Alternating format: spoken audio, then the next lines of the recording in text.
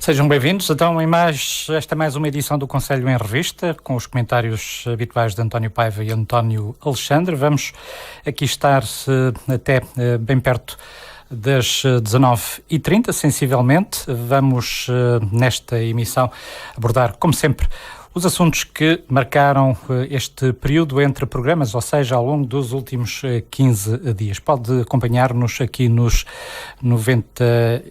82, no site da Hertz, em radiohertz.pt, nos 92 e 98 FM da Rádio Hertz, também no canal da Mel, tecla verde 92 98 00. Já sabe, estes os números que tem que marcar. Vamos então à conversa a propósito dos temas de hoje e começamos com um comentário àquilo que foi a oficialização da candidatura de Lourdes Fermão Fernandes à liderança do PSD neste último fim de semana. Uma apresentação onde foi notória, entre outros aspectos, a ausência de algumas figuras de proa do partido, nomeadamente o presidente da Conselhia atual, João Terreiro, e também do candidato nas últimas autárquicas à presidência da Câmara, que também não marcou presença nesta iniciativa. Começávamos talvez por aí, António Alexandre, começava hoje por si. Como é que vê, digamos assim, já no último programa falámos da candidatura em si e tudo mais, mas em relação a este aspecto, o facto de algumas figuras de proa do PSD não terem marcado presença, há aqui alguma clivagem, digamos, a delinear-se dentro do PSD tomar?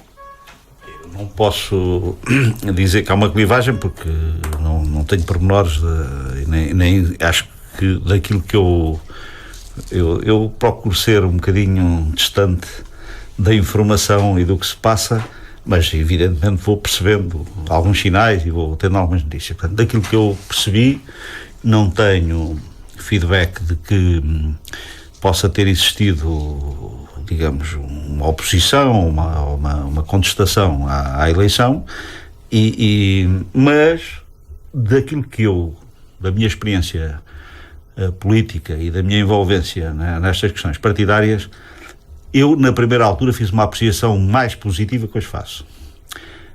Positiva porque nós em Tomar, eu já durante muitos anos, de vez em quando digo isto, temos aqui uma dificuldade ou uma vantagem. Para além da apreciação política, nós conhecemos-nos suficientemente e temos muita informação pessoal das pessoas, do posicionamento pessoal das pessoas.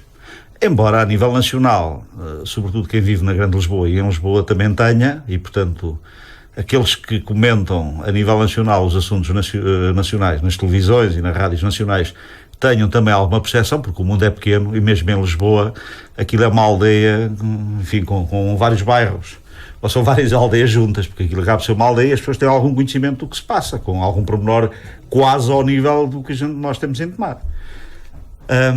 E, portanto, no caso em Tomar, a apreciação que eu fazia há 15 dias desta situação parecia-me ser uma atitude inteligente, uma candidatura positiva, com algumas vantagens.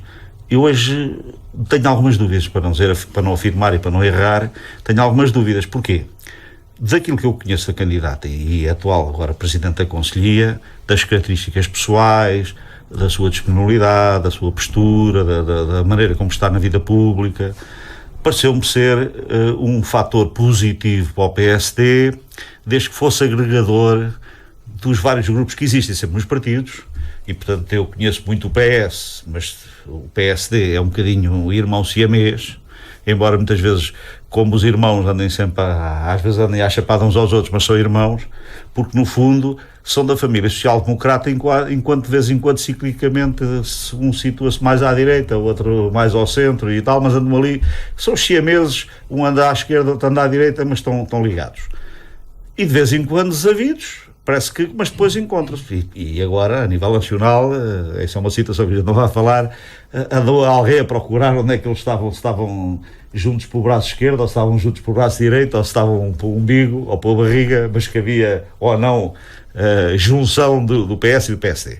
Mas no caso em concreto, que é o que nos interessa, da questão de Tomar, e não nos desviando, A imagem que eu tinha há 15 dias hoje não é bem essa. Porquê? E esses sinais que o Vítor falou, das ausências, eu não os vejo como um fator importante, porque há possivelmente justificações, nem sempre nós, muitas vezes quando queremos e podemos estar nos sítios onde queremos estar. E daquilo que eu sei, até adiante, porque eu ouvi, não é numa inconfidência, no caso do engenheiro Delgado, ele tinha uma atividade e um compromisso à mesma hora no outro local e, portanto, não pôde estar aí. Portanto, parece-me que ser uma justificação, que pelo menos eu ouvi com os meus ouvidos, não foi com os ouvidos de outra pessoa, e pareceu-me ser uma justificação séria e plausível. A pessoa às vezes não consegue estar, por muito querer estar em dois lados ao mesmo tempo. Eu, por exemplo, hoje tinha 4 almoços, só tive num, faltei a 3 almoços, mas isso...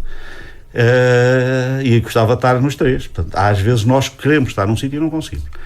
Da questão política, que é isso que é a pergunta, se fosse uma candidatura agregadora de todos os grupos, todas as maneiras de ver, e que tentasse reunir ou unir o PSD para o futuro, isso era altamente positivo. Agora, se ao princípio, e aquilo que me parece, e é a leitura que eu tenho, pode não ser correta, mas é que eu tenho, foi uma candidatura que não foi de união, porque foi uma candidatura, digamos que o chefe da estação apitou, o comboio partiu e ficou algumas pessoas na gara, que não foram convidadas a ir na carruagem, nem na primeira nem na segunda carruagem, e que não foram mesmo convidadas a ir na carruagem. Ora, se isso foi assim, inevitavelmente isso vai para cá caro, porque quando o comboio chegar ao destino, não leva lá pessoas que, embora possam aderir ao projeto, não estiveram no arranque do comboio.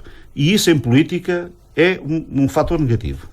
E, portanto, essa leitura que eu faço de há 15 dias para agora é, se calhar, um pouco diferente, não sei se está correta, mas eu julgo que não andar um pouco dentro desta margem. Não, tem aqui já um fator negativo. E, ao contrário do que aconteceu no PS, e nós falámos nisto aqui a semana passada, eu depois até brinquei no PS, que, por exemplo, disse ao Hugo, parabéns, fostes eleito, presidente e tal, só houve uma candidatura, e com facto inaudito e fora do normal. Não houve abstenções nem votos contra. Porque isso parecia a Albânia, para não dizer Cuba, de outros tempos, em que também pode ter uma leitura fácil e que ocorre tudo bem, ou uma leitura que não é positiva, porque muitas vezes é preciso, nos partidos, é bom que haja de vez em quando alguma diferença e algum confronto de ideias, desde que não sejam a partir, desde que sejam para a discussão da construção de alternativas. Nós aqui, neste programa, temos sido até hoje, e espero que continuemos assim, 2 pessoas com posicionamento político, partidário diferente, com algumas ideias diferentes, e não é de ideias só, é prática diferente. O engenheiro Paiva teve, enquanto ator político e autarca, atitudes e tomou atitudes e ações com as quais eu eventualmente discordaria em algumas coisas, e noutras apoiei, e umas comecei por discordar e outras acabei por apoiar, e são factos,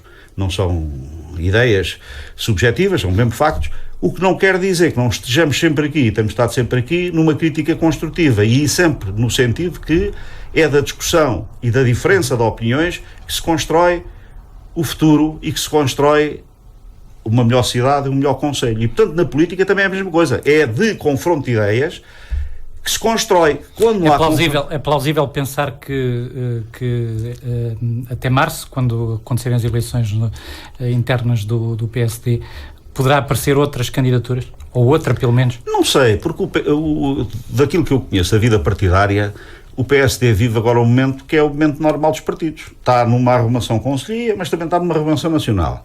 Na nacional, depois do confronto, agora há a construção da unidade. Porque agora todos os que não apoiaram o Rio vão tentar estar na primeira linha a apoiar o Rio. Porque é inevitável que quem ganhou o partido a nível nacional foi o Rui Rio, e é ele que vai dirigir o partido nos próximos anos. E, portanto, muitas vezes, negativamente, as pessoas aderem ao tal comboio, entram no comboio e estão sempre na expectativa quando é que saltam pela janela ou pela porta para apanhar outro comboio, e há aqueles que, não estando de alma e coração com o candidato, dizem assim, pronto, acabou esse momento, agora vamos construir a unidade. Também a nível conselho é a mesma coisa. Houve, se calhar, pessoas que não gostariam de ver esta candidatura ou que não foram chamadas à candidatura. Não quer dizer que nos próximos dias não aderiram à candidatura se esta liderança política do PSD local, do Dr. Luís Ferro Mau, trabalhar no sentido da unidade, não consiga unir aqueles que não tiveram no tal comboio que eu disse e na partida e que não possam vir a estar. Depende desse posicionamento. Agora, parecia-me que era uma partida mais fácil se tivesse existido uma conversa e um consenso à volta da candidata e não houve. E daquilo que eu percebi, não houve mesmo. E aí foi um erro. E um erro de partida e uma má análise de partida. Porque as pessoas, é evidente, e isso é que me custa, tal como nós aqui falamos, não passamos a experiência com os erros e as virtudes da experiência autárquica para o futuro e andamos sucessivamente novos autarcas a cometer os mesmos erros do passado porque não aprendem com os anteriores.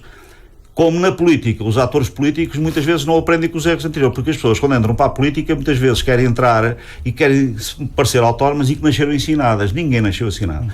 Devia-se colher da experiência política, da gestão política, à frente de uma comissão política, na participação numa comissão política, conselhia ou distrital, o que aconteceu no passado, de positivo e de negativo. E essa experiência acumulada dava uma evolução positiva. E é isso que não se faz.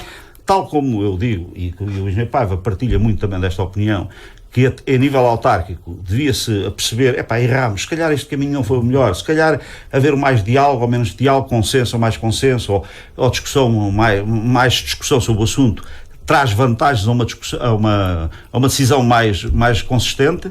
Também na política, naquilo que se trata da ação política, da discussão política, que é mais abstrata do que a construção de um passeio ou de uma estrada ou a reconversão de uma praça, que são coisas mais objetivas, mas na questão de política, na ação política, no tratamento do processo político interno de uma conselhia, há experiências políticas que deviam ser beneficiadas. Eu penso que muitas vezes há atores políticos, e aqui eu entrava numa discussão mais profunda, que é assim, eu sou muito crítico do processo político porque eu tenho uma desvantagem.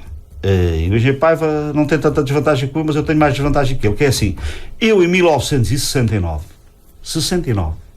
teria mais ou menos 16 anos, sozinho, sem influência de ninguém, já tenho dito várias vezes, fui ao Cineteatro de Paraíso ver a oposição daquele tempo, e na oposição havia PIDE, lembro que havia uma ditadura, eu fui ouvir a oposição. Foi as últimas eleições antes do 25 de Abril. E ouvi a oposição. E 15 dias depois fui ao mesmo Cineteatro ouvir a União Nacional. E tirei as minhas ilações e eu autodeclarei-me com um miúdo de 16 anos, favorável à oposição ao regime e desfavorável ao regime. E fiz o meu percurso, veio o 25 de Abril, fiz a minha opção, e chegado aqui, 40 e tal anos depois, ou quase 50, eu continuo a estar no meu sítio, e tal como disse aqui há dias, e continuarei a dizer, eu não recebo ordens do Largo do Rato, mas mando ordens para o Largo do Rato. É assim que eu gostava de ver as pessoas na política. E depois, sou crítico de uma questão, que é, hoje tenho secretários de Estado, não sei se ministros, mas tenho muitos deputados, sim, que nasceram depois de eu já andar na política. Eu que há dias fui à Comissão Política Distrital e estavam lá membros da Comissão Política Distrital, falam com todo o saber.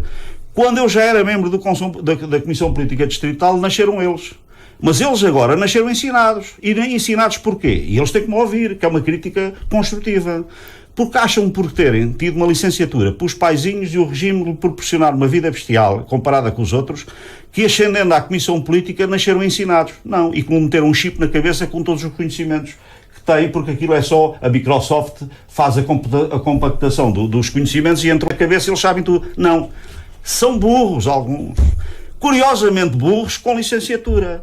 E eles precisam de ouvir alguém, como eu, que lhes chama burros. Porque ter uma licenciatura e conhecimentos académicos é um valor acrescentado para a pessoa. Mas não é um valor acrescentado para o tratamento entre pessoas, que não se ensina, se calhar, nas universidades em todas, só em algumas, e numas cadeiras específicas, e na urbanidade do tratamento das coisas e muito menos em política.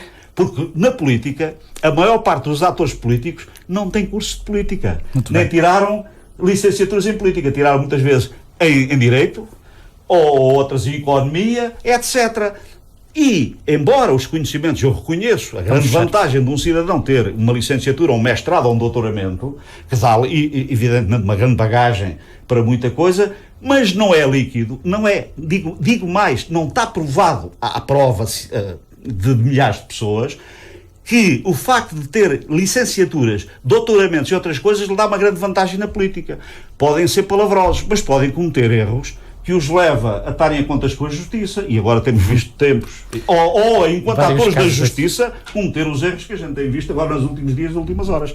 Portanto, não é líquido que as pessoas adquiram conhecimentos tantos que se possam expor e serem deputados, e fazer leis, influenciar a vida de milhares de cidadãos deste país e que não têm experiência de vida, conhecimento dos resultados específicos da aplicação de uma lei que eles criam. Essa é uma discussão muito mais profunda que vamos ter. Vamos voltar ao Conselho. noutra altura. António Paiva, também nesta questão, só para encerrarmos aqui a questão do Lourdes Ferro-Mau. No fundo já tínhamos quase esgotado este tema da última vez que se soube que a Lourdes ia ser a Presidente da Junta de Freguesia de São Pedro, ia ser candidata à Comissão Política. Fizemos notar, o Alexandre já disse uma coisa e outra, que eu acrescentarei dentro de momentos, mas para já dizer aquilo que dissemos já da última vez, que é a Comissão Política do PS tem um objetivo, o Presidente da Comissão Política do PS tinha um objetivo, que era manter-se como deputado, e dentro em breve vamos ter eleições legislativas e, portanto, há uma dada importância a esta Comissão Política. Para aqueles que nos estão a ouvir, qual é a importância? É, no fundo, apresentar-se perante o PS da Distrital com um nome para candidato a deputado nas próximas eleições. Basicamente é isto que acontece. O PSD está numa situação diferente. O PSD está numa situação em que perdeu eleições autárquicas e, portanto, não tem hoje um deputado ao nível do distrito. O próprio distrito tem menos deputados que o Partido Socialista e, portanto, a importância desta comissão política não é tão importante quanto vai ser a próxima. Ou seja, estes 2 anos são uma comissão política, dentro de 2 anos reelege-se ou elege-se uma nova comissão política e essa sim é que leva, digamos, à discussão autárquica e quem será o próximo candidato à Câmara Municipal de Tomar. Eu já teci as considerações da última vez, não me vou repetir agora, não gosto de me repetir sobre coisas que também são aquilo que eu penso e não poderão não constituir tanto interesse para os ouvintes, mas dizer uma coisa que me parece importante, que é, e isto sim acho que é de realçar em frente aos ouvintes que nos ouvem neste momento, que é o seguinte: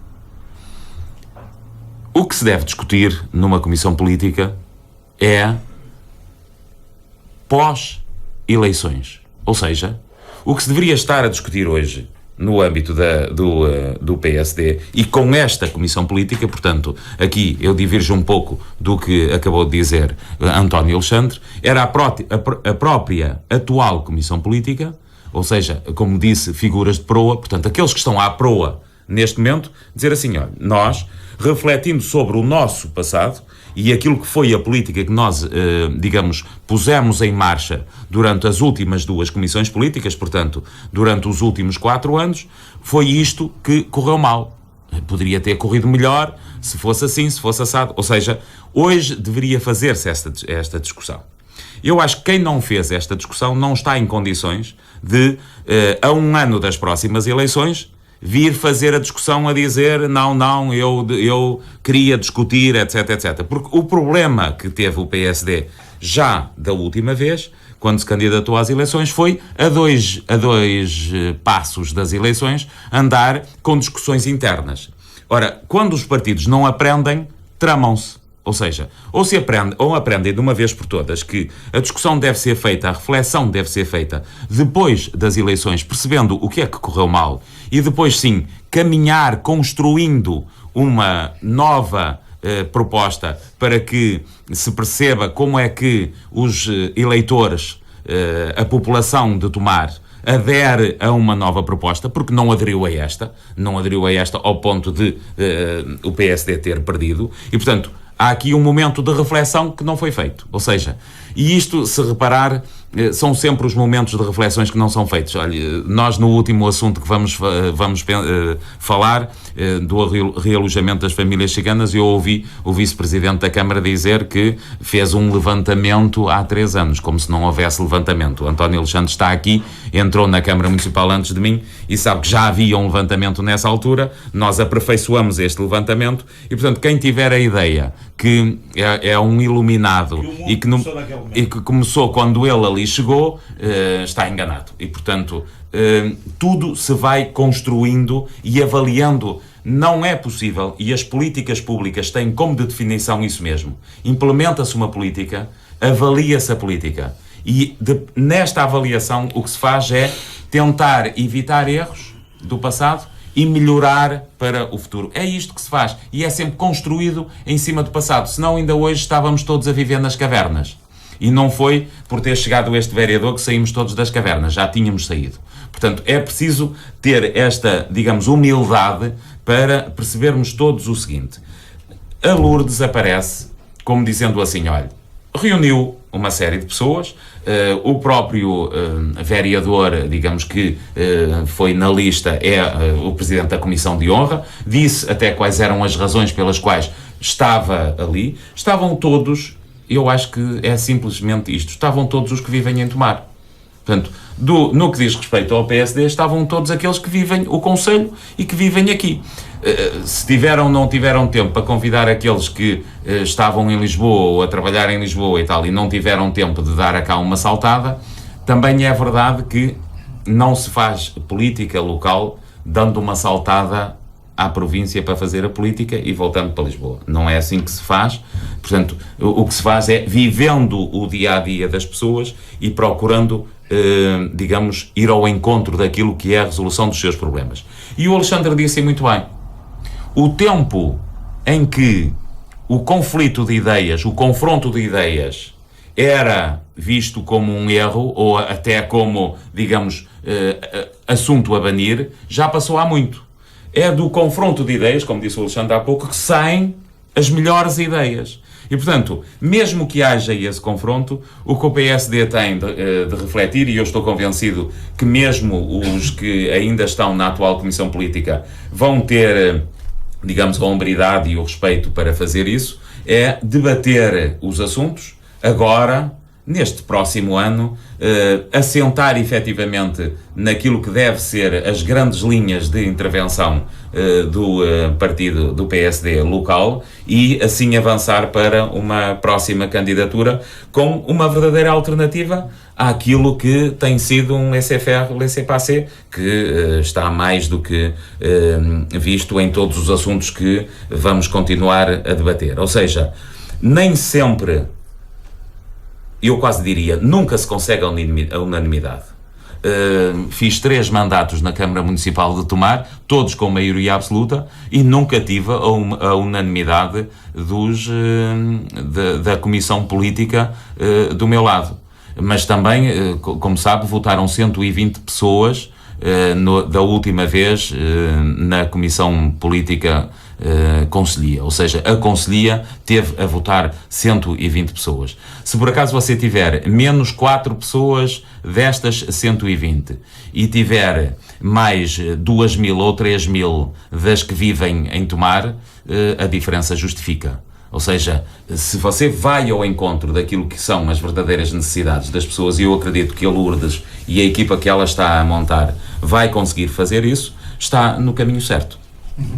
Muito bem, vamos adiante, vamos passar a outro tema e desta feita um tema que tem marcado muito a atualidade nos últimos tempos, que tem a ver com as obrigações no âmbito de limpeza das matas e aquilo que ficam obrigados perante a legislação as câmaras municipais. Os municípios têm-se manifestado aos mais diversos níveis, inclusive ao nível da Associação Nacional de Municípios, contra estas exigências por parte da Administração Central.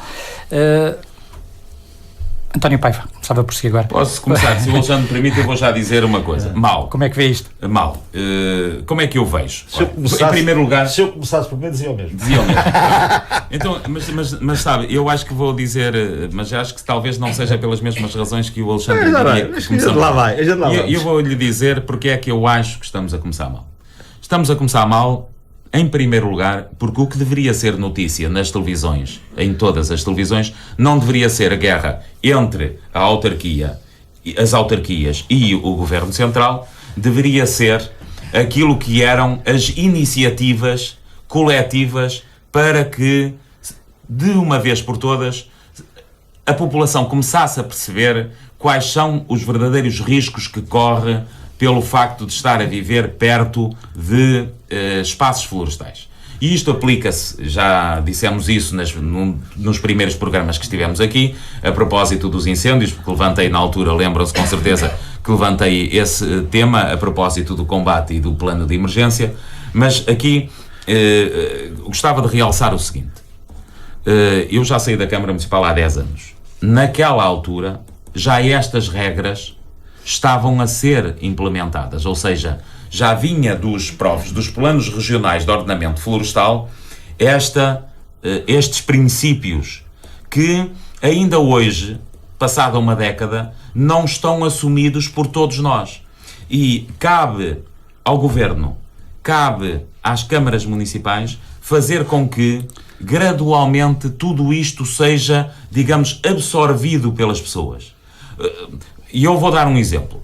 Uma pessoa que vive ao lado de um rio tem de perceber que está em leito de cheia, ou seja, que vindo uma cheia, ela pode, digamos, cobrir a casa até 1 metro de altura, na cave, no resto do chão, etc. Portanto, a pessoa que ali vive já mais ou menos aprende a viver com o rio. Quem vive perto da floresta deve aprender a viver com a floresta. E quando nós dizemos aprender a viver com a floresta, já se soube viver com a floresta no passado. Mas no passado soube-se viver com a floresta mais por razões de necessidade. Ou seja, a limpeza das matas, a limpeza até das árvores, digamos, o desramar, tirar os ramos das árvores até à altura de um homem ou de 2 homens, era fácil e as pessoas iam à procura de lenha para se aquecerem, iam à procura de lenha ou de mato para os animais, portanto, para fazer acamar os animais. Portanto, havia aqui uma lógica de economia. Quando nós éramos crianças, e estou a dizer eu que tenho hoje 57 anos, portanto, e daqui para trás, digamos, da minha juventude para a frente, esta componente da floresta deixou de fazer parte da economia. Mas há aqui determinadas regras que fomos esquecendo ao longo do tempo. Onde é que há aqui um erro? Repare, se todo o tempo que foi transmitido na televisão sobre o conflito entre os municípios e a administração central, sobre quem limpa e quem deixa de limpar, fosse utilizado com gráficos, com informação de como é que a pessoa pode limpar a envolvente à sua casa, estaríamos todos a ganhar. E é isso que me parece que a Rádio Hertz aqui, ao chamar a nós essa responsabilidade, está a perguntar-nos, ou está-nos a dizer, ou está a fazer com que nós possamos contribuir para que isto seja mais bem entendido por as pessoas. Primeiro, entendo o seguinte: a Câmara Municipal tem de contar com as juntas de freguesia. Eventualmente até mandar técnicos para as juntas de freguesia e fazer com que haja reuniões nas juntas de freguesia para que cada freguesia perceba quais são os seus aglomerados urbanos, onde é que está o limite e onde é que estão os riscos maiores de limite com a floresta. Este edital que aqui fala diz, há uma faixa, e eu até pedi para imprimir por causa do nome, chama-se faixa de combustível ou de gestão de combustível. Faixa de gestão de combustível. O que é isto? São 100 metros a partir do limite urbano. Ou seja, no fundo é dizer o seguinte, onde é que está o limite da sua aldeia? Se o limite da sua aldeia tem floresta perto de si, portanto, há aqui, se for o limite da aldeia, o limite marcado em PDM, daqui para a frente há 100 metros de gestão de faixa de combustível. E é nesta zona que todos temos de trabalhar, começando pelas juntas de freguesia, com o apoio das câmaras municipais, mas gradualmente não se vai conseguir até abril deste ano. Nem Estamos pensar. todos convencidos, exatamente. Agora, mas se tivéssemos começado há 10 anos atrás a incutir esta ideia, então gradualmente esta da faixa de combustível dos tais 100 metros à volta, estes 100 metros à volta, como é que são limpos? E portanto, há 2 ou 3 regras de como limpar, que qualquer pessoa olhando para estas regras percebe se está ou não está limpo. Que é, primeiro, copas afastadas 4 metros umas das outras. Ok? Segundo, árvores que tenham menos de 8 metros, cortar os ramos até 50% da altura. Ou seja, se a árvore tem 4 metros de altura, corta até 2. Porque, claro, se cortar até 3, lá se vai a árvore. Portanto, a ideia é, corta metade da altura até aos 8 metros de altura. Quando a árvore tem mais de 8 metros de altura, os 4 metros são cortados. E, portanto, tira os ramos de estas árvores. Nesta faixa dos 100 metros. Todas estas árvores, deve tirá-las. E, portanto, este princípio parece-me um princípio básico. Agora, outro princípio interessante que é, ok, eu tenho uma casa fora deste aglomerado, mas dentro do aglomerado da floresta. Portanto, qualquer copa de qualquer árvore estar mais de 5 metros do telhado da sua casa. Ou seja, quantas árvores você passa na rua e vê quantas pessoas têm o pinheiro praticamente em cima. Primeiro vai-lhe tapar as próprias caleiras e corre o risco até de lhe aparecer água em casa, não é? Muitos até nem limpam as próprias caleiras porque é esse próprio pinheiro que está a estragar. Mas o problema é que a lei diz para estar a 5 metros da sua construção. Ou seja, são pequenas regras que as pessoas podem utilizar gradualmente e habituando-se a isto, o que é que vai acontecer? Vai acontecer que estas faixas à volta dos aglomerados urbanos e a distância das casas seja mais ou menos comprida pelo menos. É evidente, você dirá assim, mas eu tenho um terreno que só tem 20 metros e o que me dizem é que eu tenho de ter limpo a 50 metros da minha casa. Ou seja, para as casas que não estão dentro do aglomerado urbano, há pouco eu falei-vos das casas que estavam na aldeia. As casas que estão fora da aldeia e estão em espaço florestal, é a 50 metros, tem 50 metros que devem ser limpos com estas regras. Portanto, copas a mais de 4 de distância uma das outras e depois 4 metros de altura. E depois tem uma outra regra que aqui está, que eu vou-lhe dizer. Eu próprio, quando saiu esta regra, tive dificuldades em entender e agora resolvi até escrevê-la novamente para trazer aqui para dar a conhecer às pessoas. Que tem a história diz assim, a altura máxima da vegetação varia em função da percentagem de cobertura de solo. Inferior a 20%, 1 metro. De 20 a 50, 40 centímetros. Superior a 50, 20 centímetros. Eu reescrevi para que se fosse fácil das pessoas perceberem, que é o seguinte, que é, se você, à volta da sua casa, tem mais de 50% do terreno coberto com vegetação, mais de 50%, ou seja, se tem mais de metade, digamos, do seu terreno coberto com vegetação, então essa vegetação não pode ter mais que 20 centímetros. É isto que isto quer dizer. Agora, a maioria das pessoas, quando lê isto, não percebe que é assim. Agora, ou seja, se o seu terreno tem um quinto, ou seja, se um em cada 5 metros é que tem um arbusto ou outro arbusto, portanto, se há uma dispersão de arbustos, então esses arbustos podem ter 1 metro de altura. É isto que isto quer dizer. Está a ver? Ou seja, se você tem o seu terreno praticamente, digamos, a 50% coberto, não é? Então tem de cortar até 20 centímetros. Para quê? Para não se propagar. Está a ver? Ora, imagina o que é. As árvores estão desramadas até 4 metros de altura. E, entretanto, você tem o resto tudo rasteiro. É evidente que o fogo não tem a oportunidade de pegar uma coisa à outra. E, portanto, a ideia é criar esta descontinuidade entre estes espaços.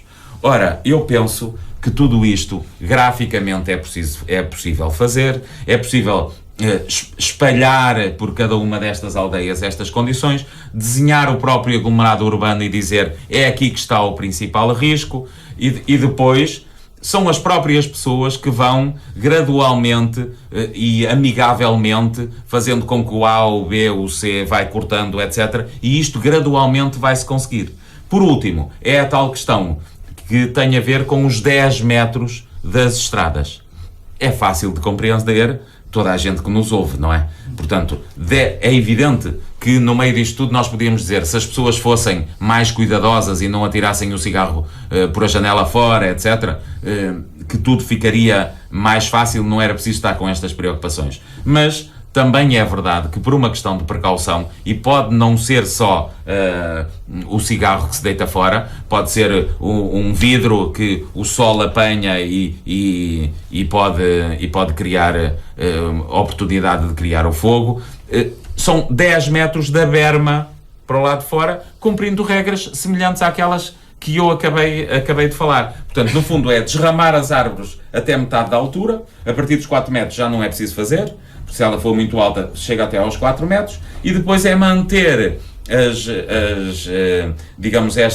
estes arbustos o mais rasteiro possível. E, portanto, ter esta preocupação e gradualmente construir esta... Depois há aqui outras coisas que podemos falar daqui um bocadinho, que tem a ver com a tal largura de 1 metro à volta da casa, fazer com que não haja árvores nem arbustos que toquem na sua casa, não é? Para que depois não venha, portanto, se houver 1 metro de passeio a toda a volta, você, pelo menos tem esta zona capaz de poder aguentar-se. Depois ainda há as tais regras de combate ao incêndio, quando cumpre estas. Porque o combate ao incêndio depois é muito mais fácil se você tiver a cumprir estas regras. Agora, todos sabemos que não é uma pessoa sozinha a limpar a sua propriedade que resolve o problema. Se não houver esta ideia coletiva, não vamos conseguir. António Alexandre... Eu nisso sou muito cáustico, é assim. Eu acho que o Governo está a legislar para Marte, está a pensar fazer legislação para Marte, não está no planeta Terra. E lamento dizer, porque tenho idade suficiente, experiência suficiente na carne de sofrer as demandas todas e a desgovernação toda destes ilustres governantes deste país nos últimos 40 anos, para não dizer dos últimos 50. E posso dizer publicamente, e digo aqui publicamente, como diria na televisão, em qualquer lado, porque é disto que é preciso que alguém diga, isto na cara das pessoas. Estão a legislar para Marte. Primeiro, e porquê? Porque um governo e um governante, seja o Primeiro-Ministro, seja qualquer Ministro ou Secretário de Estado, tem que conhecer a realidade do país que está a governar. Tal como nós exigimos a um Presidente da Câmara que conheça o Conselho ou a um Presidente da Junta que conheça a freguesia. E quando um Presidente da freguesia se candidata a uma freguesia, se não conhecer a freguesia, se aparecer lá tipo ET, como aparecem Ministros e Secretários de Estado, ETs que não conhecem o país que estão a governar, conhecem Lisboa ou Porto, muitas vezes, e não conhecem o resto, ou às vezes fazem desconhecer porque acham que estão a legislar em Marte e que, como os carros deles são naves espaciais que também navegam a outra dimensão, nós não aceitamos isso numa junta de freguesia nem num Presidente da Câmara, porque o desgraçado do Presidente da Câmara, se calhar, ali à volta de Lisboa e do Porto, pode acontecer uma exceção, mas que paga caro rapidamente. No resto da província não acontece. Presidente da Câmara cai na Câmara por acidente e ganha as eleições não conhecendo os munícipes e a realidade local, não volta a ser eleito, tenho a certeza. Porque as pessoas... Ele está a governar para pessoas, para realidades concretas, para os seus munícipes, para as suas empresas que têm no Conselho, para os interesses instalados no Conselho e aqueles que se querem instalar no Conselho. E nós falamos isso. O Governo Nacional governa para este país. E esta legislação dos incêndios passa logo de uma base. A esmagadora maioria dos proprietários dos terrenos que estamos a falar não tem manifesta capacidade financeira para os limpar. Ponto final. Segundo ponto, que não é culpa dos desgraçados dos proprietários, porque muitos compraram-nos, porque foram imigrantes e andaram em França, na Alemanha, não sei o quê, e outros herdaram de família e quiseram mantê-los. Burros, como eu, que mantiveram a propriedade que era de meus avós. Para quê? Quando vem um ilustre governante, que devia estar a governar em Marte, mas por azar meu está a governar na Terra, e acha que eu tenho que limpar, mas eu não tenho capacidade financeira. Os terrenos não me geram verbas suficientes, não me disponibilizam meios para eu limpar. E, portanto, só tenho um caminho. Eu e muitos dos atuais proprietários nacionais que é entregar ao Estado, às câmaras municipais, às juntas de freguesia, o terreno. Assim, Mas estou a falar a sério. Assim, toma lá os terrenos. E eu prevejo que, se isto for levado à letra, um dia destes, as câmaras municipais e as freguesias e o próprio governo são proprietários de 90% do terreno nacional. E depois, como nós temos a experiência provada que o Estado, durante os últimos 50 anos, foi manifestamente incapaz de gerir, de limpar as suas florestas, as suas matas e aqueles terrenos que são do governo, de gestão governamental. E se o governo foi manifestamente incapaz, o Ministério da Agricultura, de gerir as suas matas, o Pinhal de Leiria, a Mata Nacional dos Sete Montes, coisas concretas que nós conhecemos, como é que eles vão limpar as propriedades que eram do meu avô, eu e de milhares de pessoas que lhes vamos dar, assim, de mão beijada? Tomem-nas lá, porque eu não as quero. E, portanto, dou-as ao Estado. Esta é uma realidade. Agora, o IG Paiva partiu aqui de uma análise que está correta, que é do ponto de vista científico, de uma coisa que se pode aplicar e que tem aplicação, mas que tem que ser gradual. E o Engenheiro Paiva disse isso. Agora, não é porque houve um ano em que aconteceram os incêndios que aconteceram e a tragédia que aconteceu e os mágicos, os sais políticos do 25 de Abril, no meu tempo havia uma coisa que era a farinha de amparo. E durante muitos anos falava-se que o tipo da farinha amparo, o que era? Era o bebé, que havia, já tinha que haver condições financeiras para dar farinha amparo, porque havia os que nem tinham direito a farinha amparo. Era o bebé Nestlé, também depois apareceu a Nestlé. Isto são ministros de aviário, também se falava nisto, de aviário, porque quando apareceu estes pintos criados em poucos dias, havia pintos, galinhas logo se faziam em poucos dias. É o que estamos a falar. Ministros de aviário. Nestlé ou de farinha amparo, o que quiserem, que são pessoas que não conhecem nada de gestão de propriedades, de gestão de empresas, de gestão de recursos do país, das condições de vida das pessoas, dos portugueses, da capacidade financeira dos portugueses, que foram, ainda por cima, sofreram nos últimos 30 anos o roubo, a ladroagem, que foi disso que se trata, não há outra palavra, porque em português, só se for em chinês, que haja palavras que possam dizer isso, em português é o roubo declarado do próprio Estado. O Estado foi roubado, mas também roubou os cidadãos. Eu sinto-me roubado pelo Estado. Eu sou um roubado do Estado. E como eu, milhões de portugueses. O Estado, não estou a falar de uma entidade abstrata. O Estado português roubou-me nas minhas expectativas e no meu bolso, nos meus rendimentos. E subcarregou-me com os erros e com os roubos dos empréstimos que fez de qualquer maneira aos bancos. Agora vejo que a Caixa Geral de Depósitos, que é uma coisa do Estado ainda, e que tem que subir as contas bancárias, os pagamentos bancários a todos os reformados.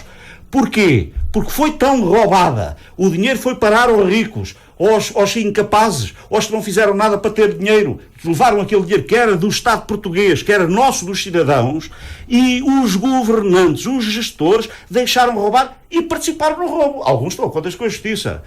Seja feita à nossa vontade, pelo menos às vezes a justiça que funciona mal neste país, de vez em quando vai apanhando no meio esses ladrões. E é disso que a gente fala. Agora, é este o estado de espírito. Eu estou aqui a falar em nome também, em meu nome pessoal, e sou eu que estou a falar e respondo pelo que estou a dizer, mas em nome de muitos cidadãos que sentem como eu e não têm acesso aos microfones da Hertz ou de outro órgão de informação para dizer isto. Uma indignação perfeita. Porque é uma tonteria. Porque se forem no caminho que o Engenheiro Paiva disse, estava correto, quer dizer, vamos começar a fazer. Agora, querer que entre, e o Engenheiro Paiva disse isso há pouco, querer que em 3 meses a gente tenha o país ordenado e limpo, sim, não... é uma tonteria, para não dizer uma doideira. Mas, Alexandre, não é? Sim, agora, se for como o Engenheiro Paiva disse, vamos começar a construir. Este ano vamos procurar fazer o máximo. Depois para o ano vamos fazer. E daqui a 5, 10 anos temos um país mais ou menos ordenado. E o Engenheiro Paiva, já que há uns meses, ou que há uns tempos, defendeu aqui a questão de, em termos dos aglomerados urbanos, aquela questão até de tocar o sino, sim, fazer sim. O semelhante ao que se faz nas empresas. Era no combate. No combate. Mas para termos o combate temos de ter a preparação, que é isto que se trata. Exatamente. Aqui. Agora, não pode ser, por decreto de lei, dizer assim, agora e depois, bem, estão a brincar comigo. Eu já não estou para brincadeiras, eu não entro nesta brincadeira. Isto é uma palhaçada. Palhaçada. Vamos ter... Porque os autarcas contestam. Epá, contestam, os autarcas têm que dizer assim, isto é um problema do governo, não é um problema das câmaras. Mas este edital é da Câmara, cara. Porque as câmaras têm mania de se pôr a jeito e depois fazem um erro de semelhante. Este edital é da Câmara. E entram na palhaçada. Então há 2 palhaços, não há o palhaço do governo, mas há 2 palhaços. Vamos ter que fazer aqui um intervalo. Vamos sair para o sinal horário. Voltamos depois para o resto desta nossa conversa. Voltamos então para a segunda parte. António Paiva, estávamos ainda a falar desta questão. Sim, eu vou pronto, vou dizer já que é evidente que eu concordo com António Alexandre e com todos aqueles que pensam que efetivamente não há nenhuma lei que de cima para baixo funcione. Ou seja, quem legisla tem de perceber para que país é que está a legislar e, consequentemente, saber que passos é que deve dar no sentido de resolver os problemas que, no fundo, são consequência desta alteração profunda da nossa vida da segunda metade do século passado em relação à primeira metade do século passado. E eu estou a dizer segunda metade em relação à primeira metade, mas basicamente foi o 25 de Abril, a entrada na União Europeia, que fez com que determinadas atividades associadas à floresta não funcionassem.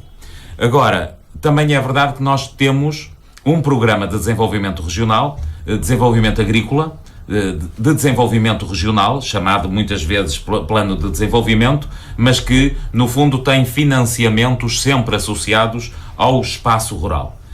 Umas vezes para diversificação do espaço rural, outras vezes para a agricultura propriamente dita, e aquilo que me parece importante perceber é o seguinte, e foi noticiado também aqui na ERTS, que houve uma reunião entre a Associação de Municípios e o Secretário de Estado A e B, o da Proteção Civil e o do Desenvolvimento Agrícola. De pouco adianta fazer os municípios estas reuniões sem levar dados muito concretos para a reunião. Ou seja, o município de Tomar, por exemplo, emitiu ipsis verbis um edital igual à lei. E diz, até 30 de Abril tem de estar tudo feito. Há aqui uma atitude diferente, que é aquela que eu disse no início, ou seja, reunir com as juntas de freguesia, dizer assim, ok, vamos fazer um levantamento de que passos são os mais importantes que nós vamos dar este ano em matéria de limpeza desta faixa de gestão de combustível, limpeza dos 10 metros, eventualmente apoios para aqueles que precisem, porque estão no meio da floresta e, portanto, estão com risco maior se houver aqui o não cumprimento desta faixa dos 50 metros.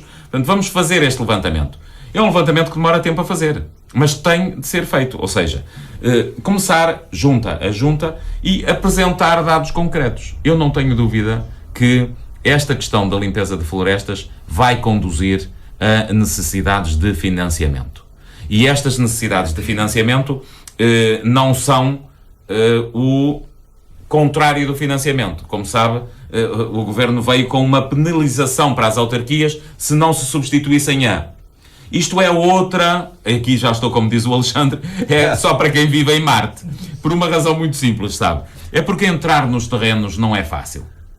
E toda a gente sabe, e eu vivi situações de presidentes de junta que, por alargamento de uma via, por acaso a máquina entrou na propriedade A ou na propriedade B e foram responder em tribunal pessoalmente, não é em nome da junta de freguesia, é pessoalmente por invasão de propriedade privada.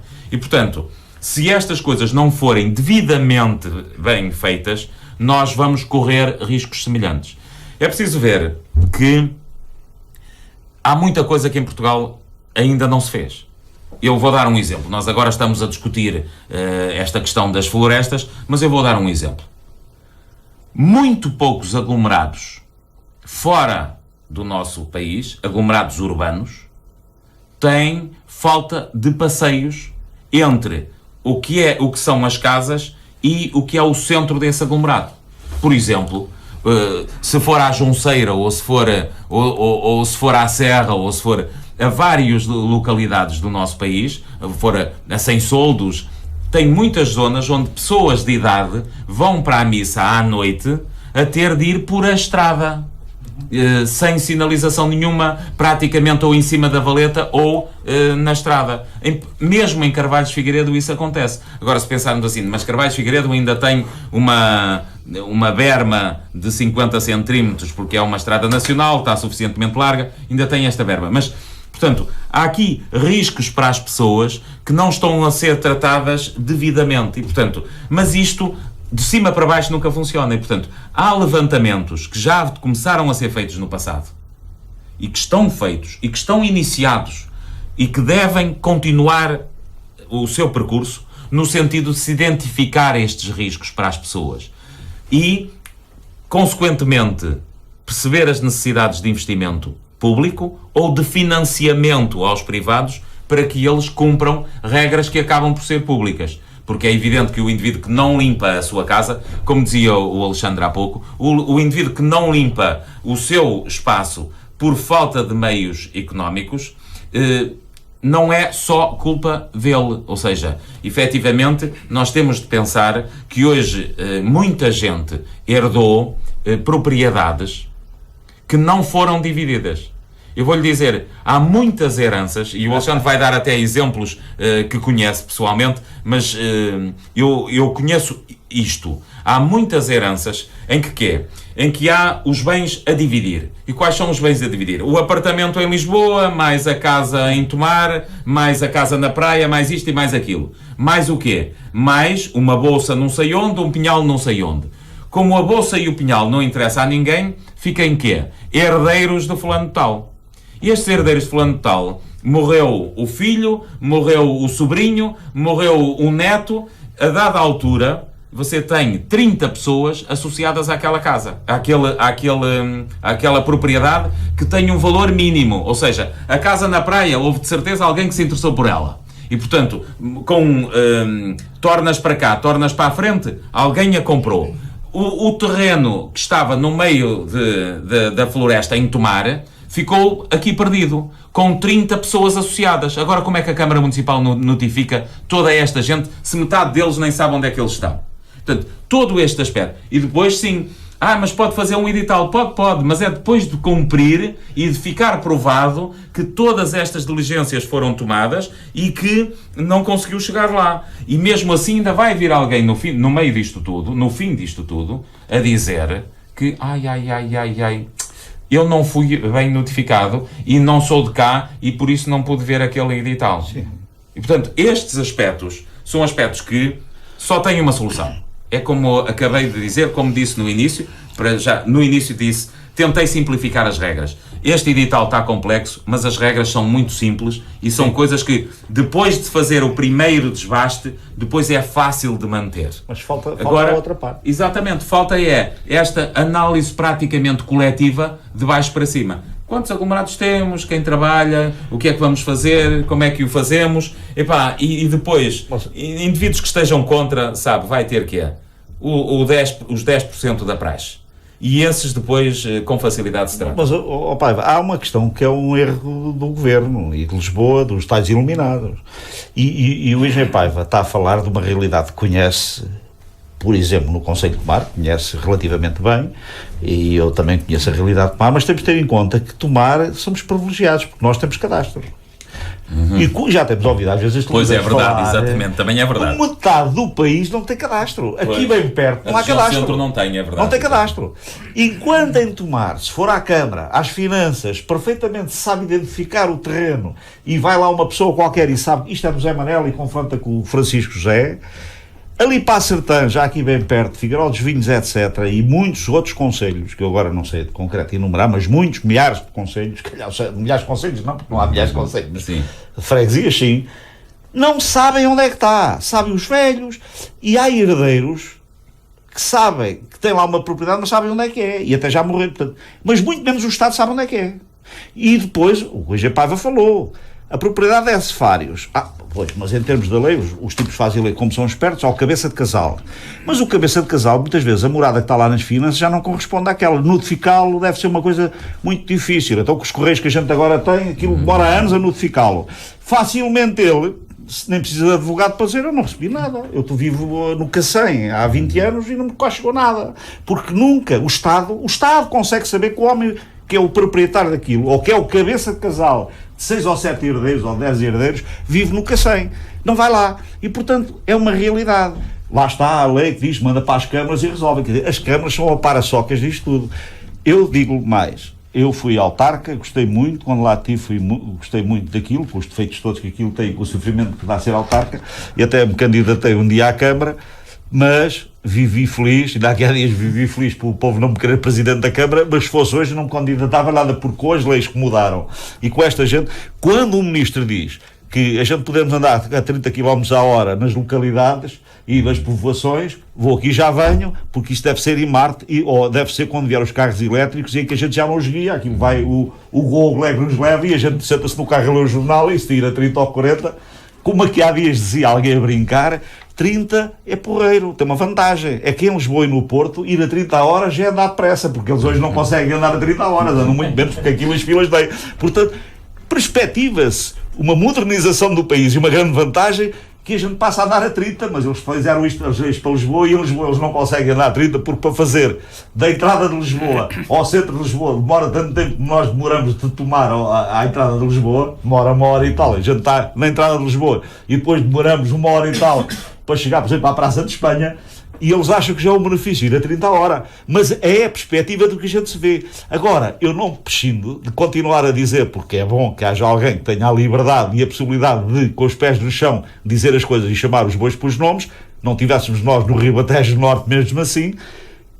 É uma loucura que alguém que tem a responsabilidade governativa diga que vamos andar a 30 horas. Eu percebo, visto da perspectiva do lisboeta, que passa a andar a uma velocidade espetacular, porque se a 30 horas ele demora 20 minutos, uma coisa que agora demorava 1 hora. Porque esses 30 horas são bons.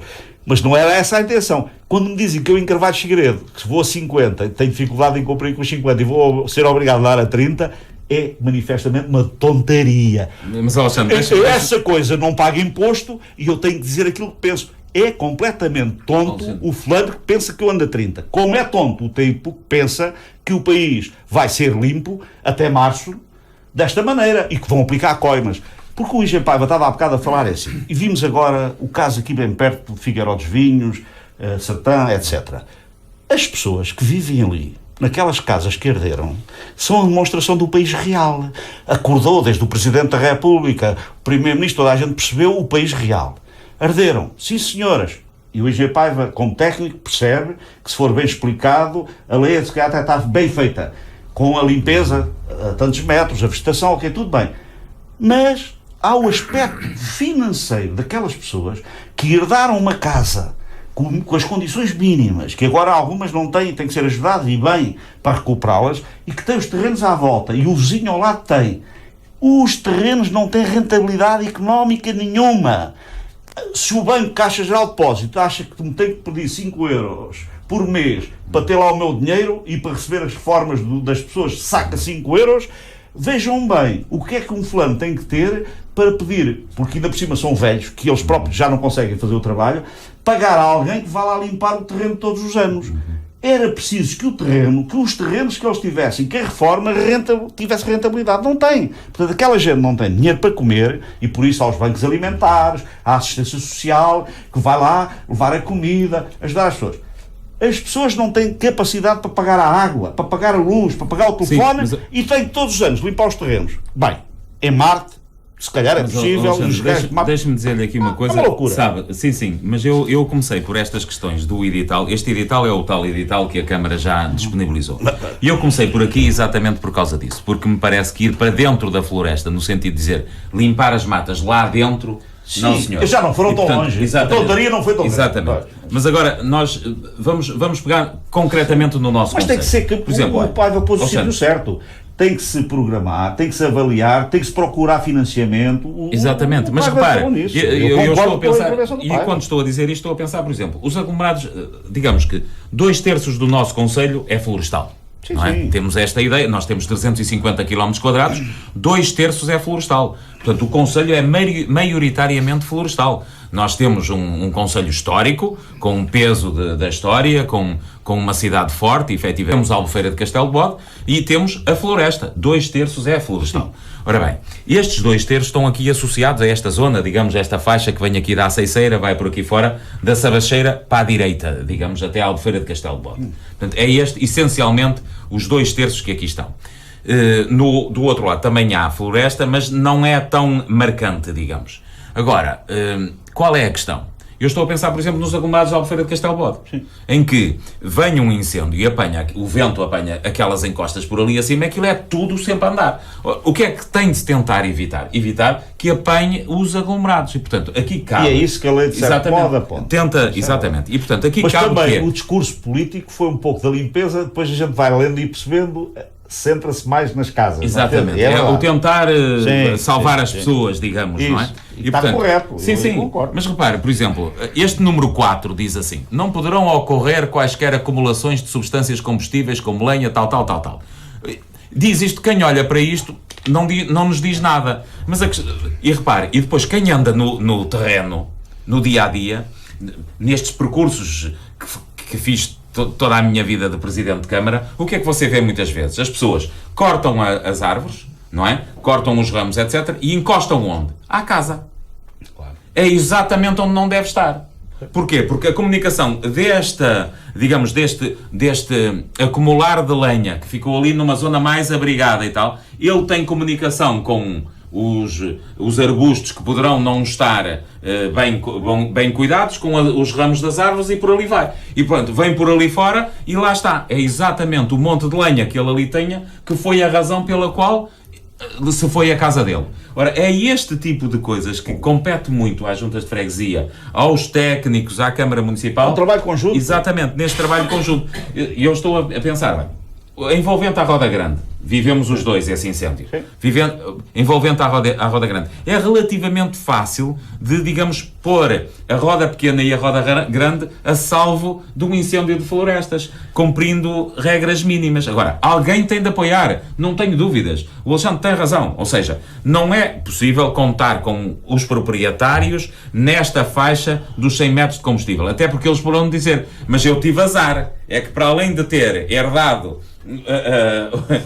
o terreno, ainda herdei dentro da faixa e ainda sou eu que tenho de limpar e os outros não têm. Portanto, há aqui uma série de aspectos que são verdade. Tem que se caminhar. O problema aqui, como tudo, pelo menos tem que se caminhar para isso. Exatamente. As pessoas saberem que... E se houver um plano, porque o Paiva há bocado falou, abordou aqui uma série de temáticas que têm tudo a dizer com o mesmo, que é assim... Houve gestão da floresta, houve fundos comunitários no outro tempo, e houve gestão da floresta, mas nunca foi pensada neste aspecto. Igual de repente quer-se fazer uma coisa que não se fez em 30 anos ou 40. Mas se começar, a gente daqui a 5, 10 anos, não sei o que, for crescendo, daqui a 15 anos ou 20, temos um país lindo e bem organizado e bem defendido da floresta. Agora decretar que em março deste ano nós temos os aglomerados limpos e as casas...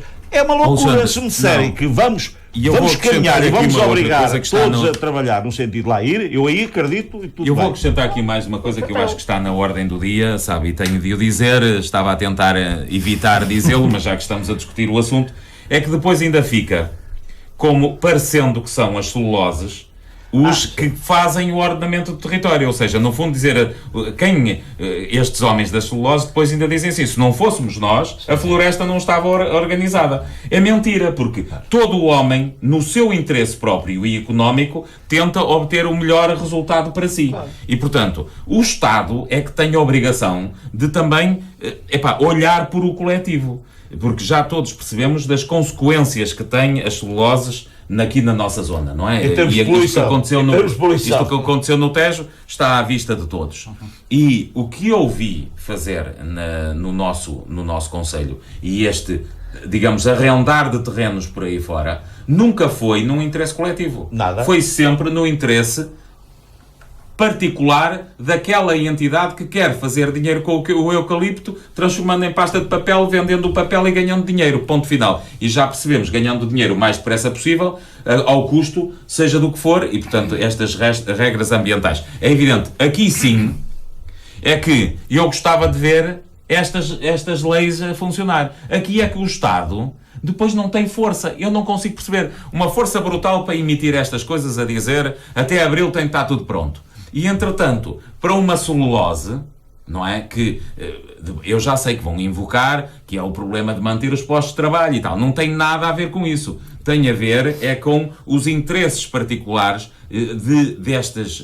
deste controle do capital. Porque aqui o que está em causa é claramente haver hectares ou tratamento daqueles resíduos em condições de não deitar para o meio ambiente água que entra limpinha do outro lado. Pai, alguém tem dúvida que este ano tivemos isto e afetou as minhas lampreas que eu ia comer e umas centenas de pessoas que não estamos a comer lampreia e não vamos comê-las do Tejo e outros peixes que o Tejo dava e bons. E porquê? O azar não é mais nada, é só porque ainda este ano não houve cheia e o rio não correu com água suficiente para aquilo estar já tudo em Cascais, porque as hectares de lá de cima estavam cheias das coisas e se calhar habitualmente em ano normal havia uma cheiazinha, eles iam largando aquilo, ninguém se apercebia e já estava tudo em Cascais. Desta vez, como não choveu, ficou tudo no Açude da Brantes. Ficou no Açude da Brantes. Exatamente, ficou no Açude da Brantes. Mas eu dou-lhe outro exemplo. Praias de Pedrógão, etc. Todo o distrito de Leiria, a questão dos porcos ainda não está resolvida. Claro. Portanto, é preciso construir uma hectare para evitar que estes resíduos vão todos para... O exemplo claro da boa gestão do Estado. Coisas têm de se fazer, tem de se trabalhar. Houve quem brincasse, eu acho que bem. Temos o exemplo. O seu Primeiro-Ministro foi um dia deste plantar uns sobreiros, ou acho que foi sobreiros, no Pinhal de Leiria, e dizer que o novo Pinhal de Leiria, que vai ser replantado e reflorestado, vai ter outras árvores, nomeadamente sobreiros, para haver um controle dos fogos. Nestes 40 anos, atrevia-me a dizer, como dizia o professor Tavares, depois do ADMT, não é? Depois desta coisa toda, nunca ninguém pensou, em Ministério da Agricultura ou Estado, em dizer, o Pinheiro de Leiria é só pinheiros, uma extensão tão grande de pinheiros, vamos criar aqui umas faixas de outras árvores para conter um fogo. Não. Quando ardeu, aqui de Alrei, que aquilo ardeu todo, e agora vamos lá plantar uns carvalhos, uns sobreiros, umas outras árvores, para conter fogos quando houver. Uma extensão de quilómetros de pinhal não tinha, era o Estado. Se fosse de um particular, se eu tivesse lá uns talhões, diziam-me agora, o proprietário tem que fazer e tal. Porque o pinhal é uma coisa que é rentável ao fim de muitos anos. Demora quase uma geração a ter rentabilidade. E, portanto, é preciso que o meu avô tivesse plantado o pinhal para eu colher o pinhal. O eucalipto dá cortes. Eu tenho azar que aquilo engradei até os terrenos estão bons. Ao pé da Epal, na Ciceira, tem lá uns terrenos com menos de eucaliptos. O meu pai costumava brincar, porque plantou lá os eucaliptos, não deram nada, secaram os eucaliptos. Tinha lá uns morangos que eram espetáculos, em valores tão grandes que até os ratos faziam buracos neles e eles viviam lá dentro. O meu pai dizia aquilo tão sério que às vezes lá no tasco dele as pessoas estavam convencidas que era verdade. Quando descobriu, o meu pai estava a brincar porque nem morangos, nem eucaliptos lá davam. E eu tenho aquilo, porque aquilo era do meu avô, e o meu pai comprou lá mais uma faixa, 2 faixas pequenas, tem lá aquilo. É evidente, no primeiro dia que me chateara, eu queria dar aquilo aos meus netos, para eles perceberem que o meu avô me deixou, e eu deixava também aos meus netos.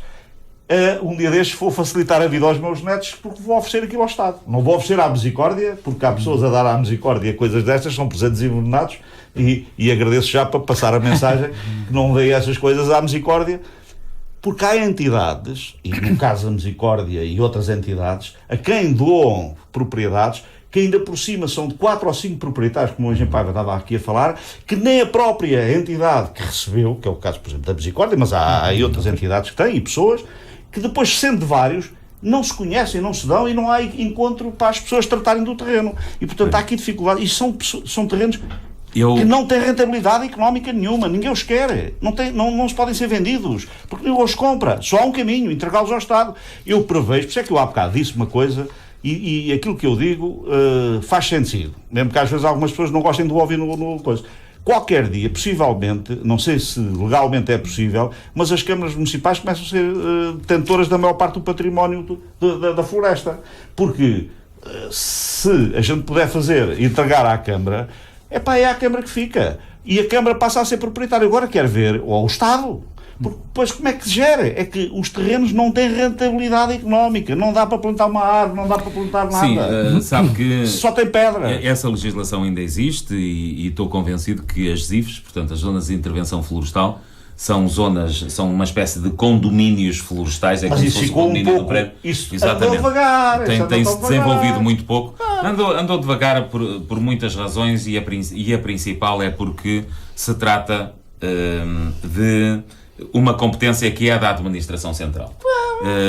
As florestas, a competência principal é da administração central. A dada altura tentaram passar isto para as câmaras municipais, mas sempre mantendo o poder de fiscalização na Câmara, na administração central, porque pronto, aqueles interesses que perduram, e eu devo dizer que continuo a achar que esta questão da celulose e papel, ainda no outro dia o Sousa Tavares dizia isso naquele comentário que faz habitualmente, e é uma pessoa que já viveu mais tempo do que eu e viveu esses problemas de perto, porque ele é advogado, e portanto há aqui uma série de interesses associados às florestas que não permitem que passemos para a fase seguinte. Eu agradeço para a fase do interesse coletivo. Exatamente, do interesse coletivo. Privado. A fase do interesse coletivo. E eu acho que vai competir muito às juntas de freguesia, à Câmara Municipal e à vontade das pessoas que nos estão a ouvir e todos os outros, que é o quê? É a tentarmos gradualmente vir, na minha aldeia vou fazer isto. Na nossa aldeia vamos fazer isto. Associativismo. E, portanto, exatamente.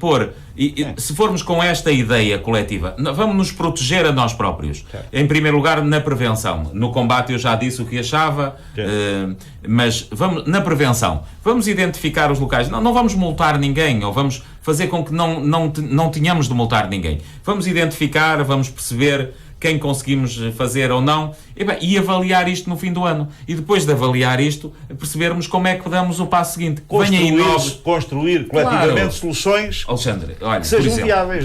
Não impor. Por exemplo, e não vir com a pistola apontada. Claro, mas deixe-me dar-lhe um exemplo. Com a pistola apontada, dizer assim, esteja obrigado a fazer.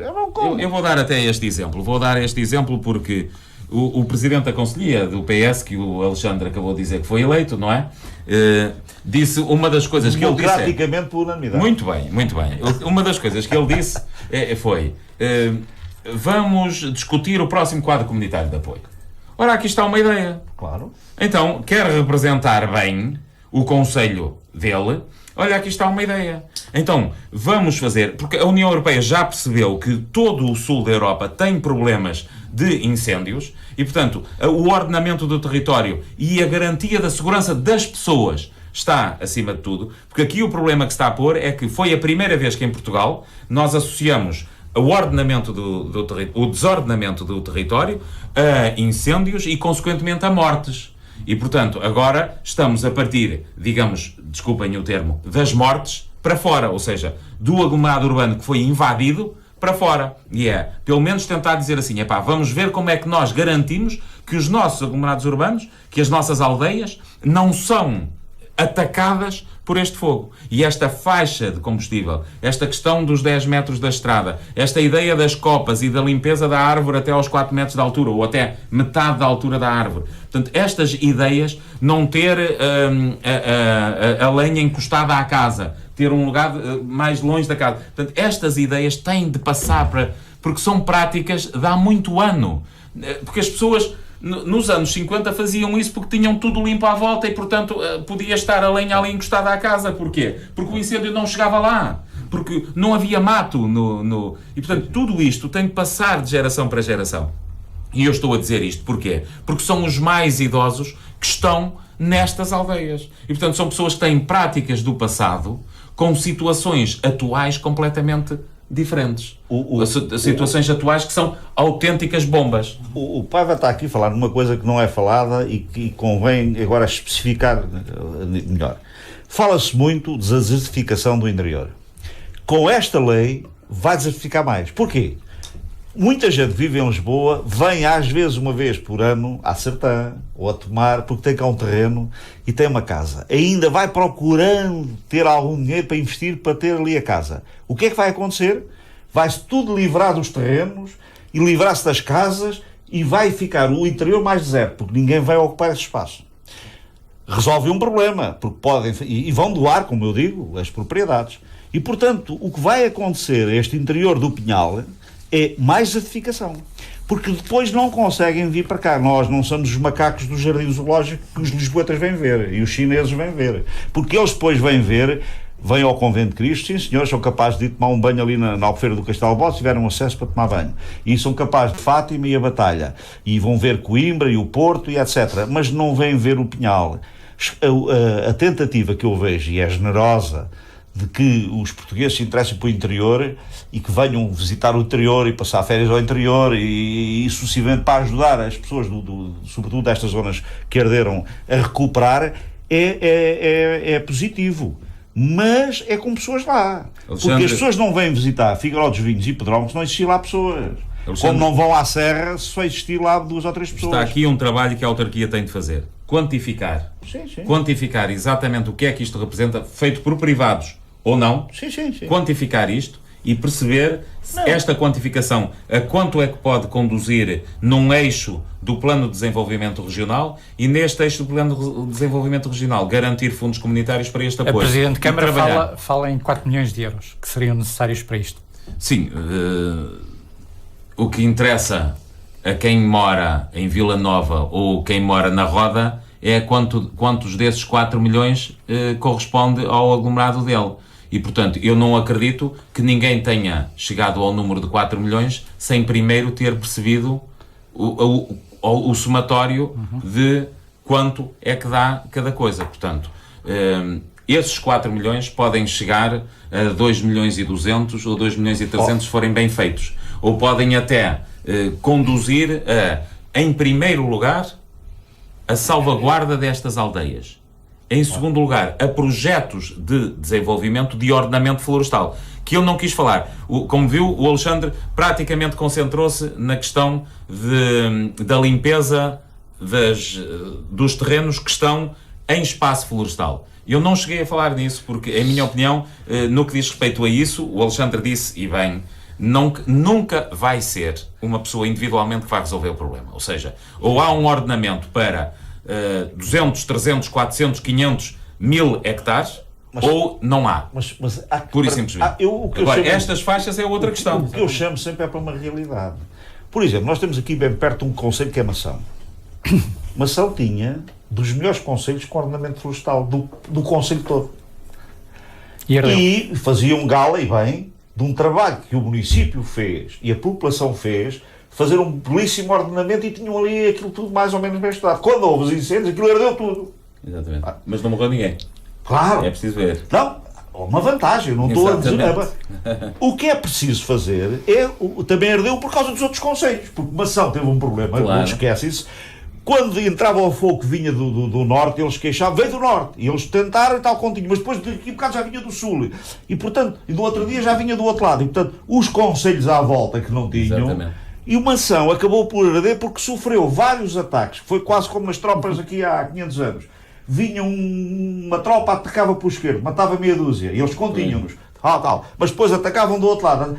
Mação sofreu várias entradas de fogos que vinham dos concelhos de fora, que um dia cedeu, a muralha caiu e herdeu aquilo tudo. E, portanto, um trabalho meritório, muito bem feito, na altura, e que o deixava, foi por água abaixo. Porquê? Porque os concelhos ao lado não tinham. Isto é um trabalho coletivo. A gente falou aqui, o Engenheiro Paiva também defendeu muito isso. É um trabalho coletivo de catequizar e levar as pessoas a isto, mas também ajudá-las a isso. Agora vir com a pistola apontada. E depois há outra coisa que nós não temos tempo para falar, que é o problema dos municípios. As competências do município são algumas, e há aqui municípios que se põem a jeito, e eu fico muito indignado com isso, para receber qualquer coisa que Lisboa queira dar, sem vir o tal envelope financeiro. E digo assim, os autarcas ficam muito contentes por darem mais responsabilidades. Alguns contestam um bocadinho para dar nas vistas, mas depois aceitam. Eu defendo que os municípios se centrem nas suas competências e centram-me naquelas que tinham há 20 ou 30 anos, porque já não é nas últimas. Já fazem da saúde, já fazem do ensino, já são tudo e mais da assistência social, e esquecem-se que as estradas têm buracos, esquecem-se que não há água, esquecem-se que não há esgotos, coisas que são básicas. E, portanto, o município tratar da gestão florestal, da limpeza da floresta, só falta também arrecadar as receitas e levar o dinheiro num caminhão da Câmara a Lisboa. É preciso que os munícipes tenham autarcas que os defendam desta ideia que Lisboa quer, que é de cobradores de impostos, e o dinheiro vai para Lisboa. Sim, e portanto, os municípios têm que se defender de coisas que o Estado lhe quer impor e que não tem o tal envelope financeiro para fazer as coisas. Para terminar, e só dizer, o último a ser pessimista deve ser o Presidente da Câmara. E são 4 milhões ou 2 milhões e tal, não é o significativo. Passo a passo faz-se o caminho. O que queria dizer é o seguinte, repara, a notícia que hoje circulava é esta que o Alexandre falou agora, dos 5 milhões em comissões que os bancos levam por dia. Se fossem 5 mil bancos, até nem era muito. O problema é que são 4 ou 5, não é? A levar os 5 milhões. Portanto, a questão que se coloca aqui é, são muitas as aldeias. Agora, aldeia a aldeia, cada um sabe de si e com apoio devido consegue construir esta, digamos, a forma como este documento está, consegue transformar este documento árido numa coisa que faça sentido.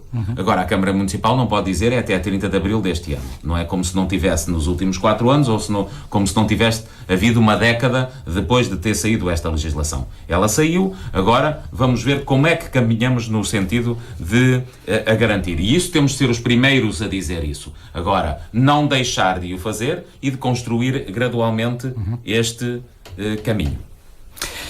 E é um caminho que também termina. Ficamos então por aqui nesta edição de hoje do Conselho em Revista. Vamos ficar então mesmo por aqui. Obrigado, António Alexandre. Obrigado, António. Obrigado a nós. Voltamos de hoje. Um bom fim de semana aos ouvintes. Voltamos de hoje a 15 dias. A 15 dias. Na próxima edição. Uma boa noite. Fique bem. Fique com a ERTS.